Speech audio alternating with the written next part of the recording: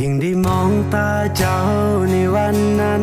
จากที่เฮาพบกันเพียงครั้งเดียวเปลี่ยนชีวิตที่เคยโดดเดี่ยวให้มีความหมายบอกว่าเจ้าและคอยต่างคนต่างมาต่างกันเท่าใดคำว่าฮักจะผูกใจเฮาไว้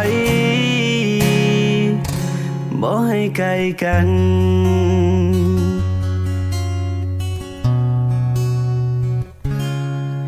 จากที่เคยเย็นสาก็หวั่นไหวจากเป็นคนอื่นไกลก็คุ้นเคยสิ่งที่คอยบ่เข้าใจเลยเจ้าบอกคอยให้หูเปลี่ยนชีวิตเคยไปอยากอยู่นานๆเพื่อจะเฝ้าดูว่าจากนี้หากเขาจะเป็นอย่างใดคอยบอกเคยหักบอกเคยหูว่าชีวิตมันดีสันใดเมื่อได้มีบางคนข้างกายเมื่อได้มีเจ้าอยู่ข้างกันคอยมอบชีวิตต่อจากนี้ไปจนนิรันดร์ทั้งหัวใจคือเจ้าเท่านั้นฮักของเฮาจะอยู่จนวันตาย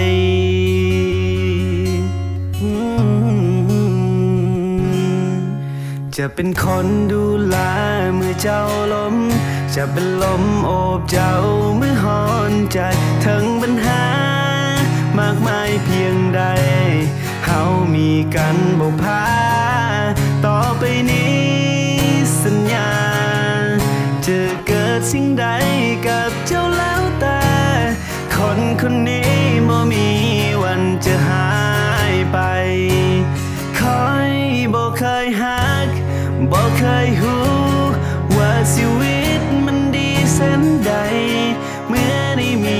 บางคนข้างกายเมื่อได้มีเจ้าอยู่ข้างกันคอยมอบชีวิตต่อจากนี้ไปจนนิรันดร์ทั้งหัวใจคือเจ้าเท่านั้นฮักของเฮาจะอยู่จนวันตาย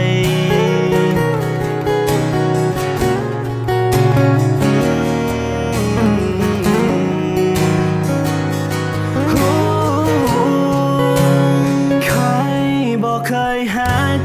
บอกเคยหูว่าชีวิตมันดีแสนใดเมื่อได้มีบางคนข้างกายเมื่อได้มีเจ้าอยู่ข้างกันคอยมอบชีวิตต่อจากนี้ไปจนนิรันดร์ทั้งหัวใจคือเจ้าเท่านั้นฮักของเฮาจะอยู่จนวันตายทั้งหัวใจคือเจ้าเท่านั้นฮักของเฮาจะอยู่จนวันตาย